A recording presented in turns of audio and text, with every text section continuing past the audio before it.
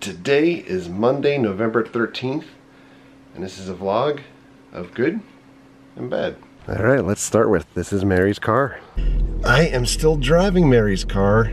This is 30 days post-accident, so today is significant for the fact that it is 30 days post-accident because today I'll be heading to get my car back, which is getting repaired. But first, I gotta head to the courthouse in Seminole County. I gotta pay my $166 fee and notify them that I'll be signing up for driver's ed class, basically, so that I can get the points taken off my license for hitting the car in front of me. And for those that are new to the channel, we had a massive wipeout about a month ago, 30 days ago, in which we had 11 cars in total that were involved on I-4, and every car that hit the car that was in front of them receives a summons for $166 for failing to stop to hit that car that's in front of them, and points on your license. So that's what I'm heading to go do. And while I'm on my way out, I'll tell you, this is our roof still from the hurricane from 2 months ago. We actually just got a check from our insurance company, from our homeowners, where they paid us their portion for what the roof should cost, because we need to replace the whole roof. So we got a nice check, although our deductible is $5,000, so we need to pay that out of our pockets.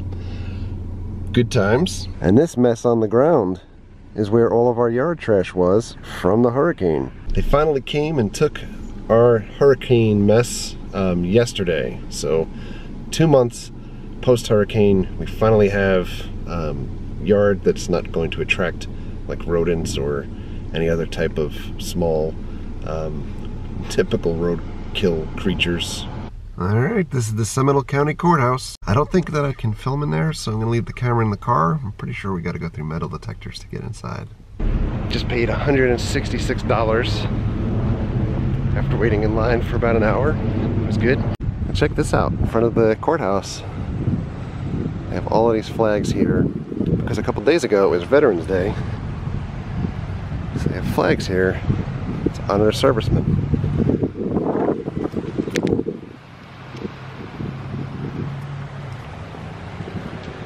That's pretty cool. So on the way home, I want to show you guys this. This is overflow from the St. Johns River. This is dating back to Hurricane Irma. This is all farmland and just kind of like wild grass. This is where cows were up until the point that the river overflowed. And 2 months later, you have all these trees that are underwater in there now. That's pretty crazy. The water never went back down again. One full day later, we're in the car. Mary's driving. We're gonna get my car back. We're gonna see how it came out post-repair. I can only imagine. I have a feeling it's gonna be like a wagon wheel kind of going like this. But we'll see, and we're going to return the rental. And we had a whole other story to talk about from yesterday too. Good times. So we made it to Gerber, the auto collision and glass specialist. The car looked okay. One of the stripes for the Kia Kinetic package was not there. Both of the stripes supposedly they can't get from Kia anymore. Although I can kind of see them on the Kinetic Soul website where you can order them. They just say that it's impossible to order. They might, so frustration is through the roof. But it looked okay. I didn't get a chance to drive it because started okay. When I went to lock the door, it didn't chirp, which then caused them to say like, well, maybe it's one sensor. And then I figured, let me try the horn, and the horn's not working either. And I wasn't about to take the car home when the horn is not working, because if you haven't seen, I-4 has been named the most deadly highway in America. There's no way in hell I'm driving that car again on the highway without the horn working. So it's bad enough with the horn working. So now I gotta miss work again tomorrow a little bit to come back here and get this and bring back the rental car. So go team. We are effectively waiting like 10 minutes to get off the highway to go home. But I'm going to use this time because we're in the turn lane and hopefully in a safe place here. I'm not driving. No hands. Here is the one positive thing that I can say in this video, where some good stuff, some good, some bad. We hit 45,000 subscribers yesterday. That was pretty awesome. Very, very happy. I'm very appreciative of everybody that has taken the time to watch our videos and click like or not like with the Ring of Honor video. I made a joke recently, I think in a Q&A, where I said like the videos that we love to do the most are the ones that always end up getting the most thumbs downs and stuff like that too. And you know, of course, that if folks want to know, like that video that I shot with Sean at Ring of Honor 2 days ago, hands down my favorite video that I filmed in months. I had so much fun. But anyway, I digress. Thank you very much for all of the subscriptions. You guys are phenomenal. So then I can get into the single biggest thing that'll probably bring our subscriptions back down to 40,000 subscriptions. And that is, I'll tell you a story of what happened yesterday at 11 o'clock in the morning. The phone rings and I was on a work call, I couldn't pick it up, but you get a voicemail from Mary, and this is the voicemail so you guys can hear everything and tell me how you would react at this. Hey, I didn't want to worry you, but if you saw anything on the news, there was an active shooter right across the street from our office, and don't know if he's dead or not, but he was shooting up from sitting inside his car, and a couple of the cars outside our office were hit. But our cars, the rental's fine, we're all fine, we're all inside, so we're good, the cops are all here, everything's fine. So I will talk to you later. Love you. Bye. Deputies have not named the suspect yet or released a motive, but told us he was impaired at the time of the shooting. It all happened near County Road 426 and Oklahoma Street this morning. Channel 9's Jeff Lefkulich has been speaking to people who witnessed what happened. And Jeff, a lot of folks were scared for their lives. And investigators tell me that all of the bullets were fired in this direction where these businesses are here on County Road 426. Luckily, no one was hurt, and they're lucky that none of those bullets actually were fired off into this nearby neighborhood where children can be seen playing. More holes found next door in the glass of this van, just one of several vehicles hit here. Of course, everybody got shook up. The sheriff's office told me dozens of rounds were fired off in this incident, but nobody was hit. So that's the message that you get when you're on a work call, and I'm sure some folks are gonna know where this is going. You know, so this was the headline news in Central Florida yesterday. But it's the headline news every day here, and it is at least 4 out of 5 stories on the news every single night in Florida. And I'm sure this, you know, we used to joke, you know, at least my dad used to say, like, you know, things don't make it out of like the Disney bubble unless it's catastrophic in Florida. And I think as a society, we've become so numb to so much violence, and it's become so commonplace on a daily basis that you just kind of gloss over it. And when they start reporting stuff on the news, you just don't hear it. But you know, when I checked the news yesterday, I mean, literally 4 out of the 5 stories on the news site were gun violence related. People that were being shot, and it's not necessarily you know, police shooting somebody else. Somebody right where, in the same area of where we live, 60-year-old man who was a veteran on Veterans Day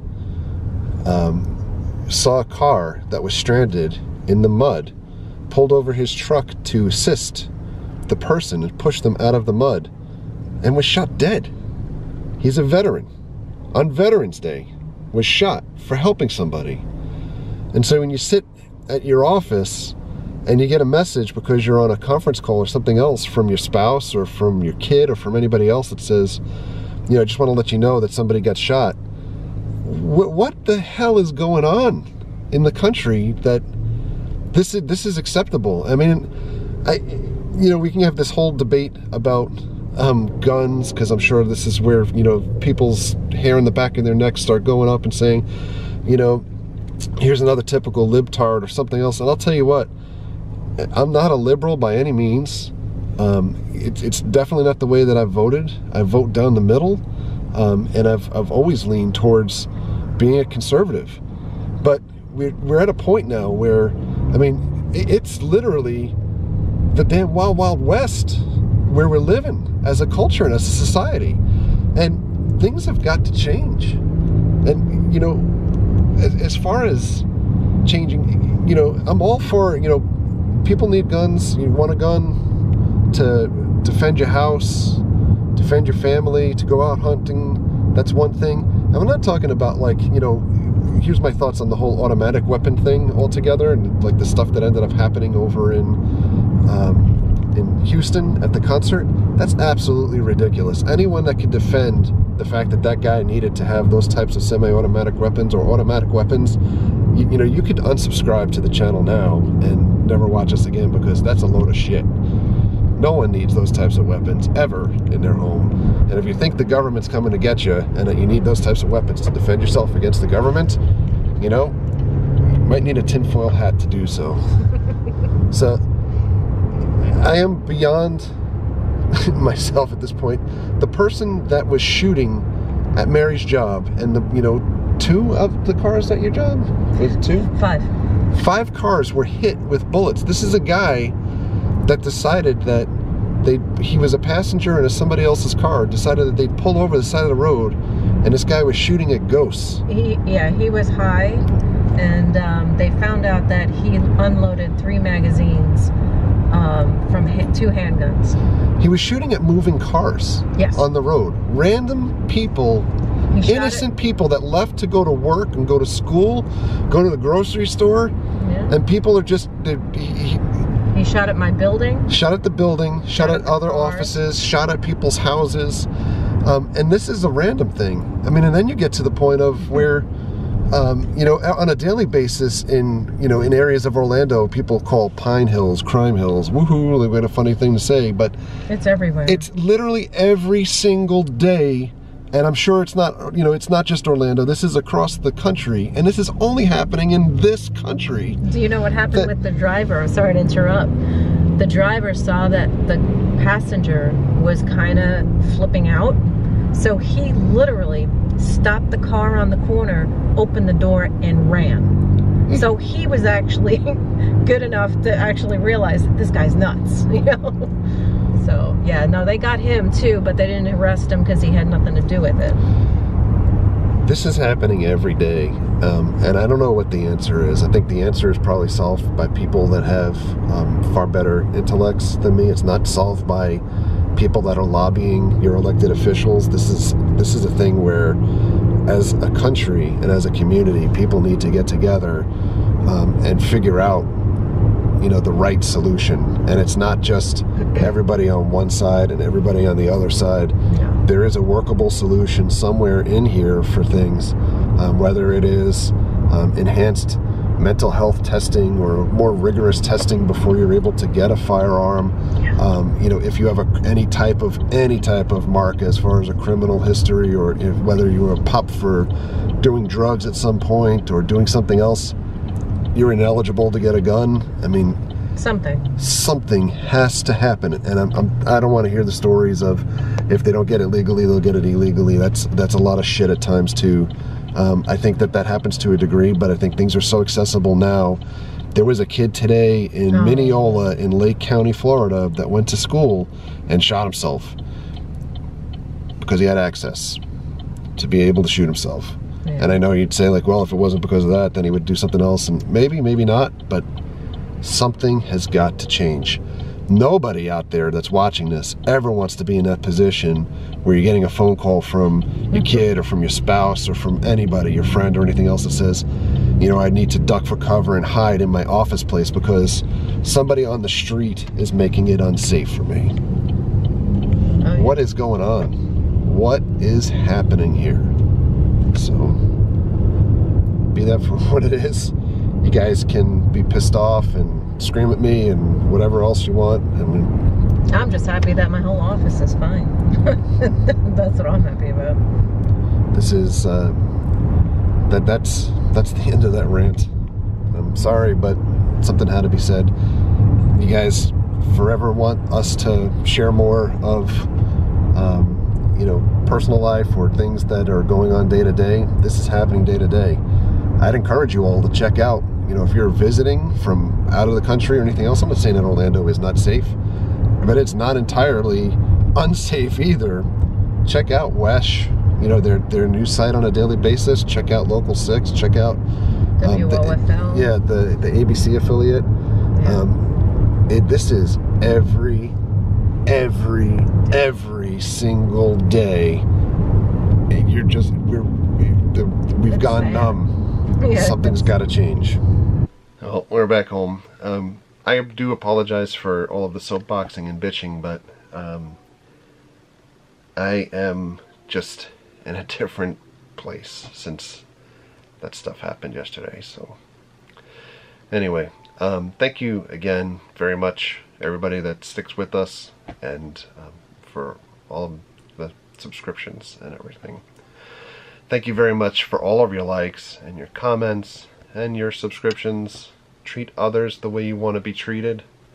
Have a great night. We'll see you guys.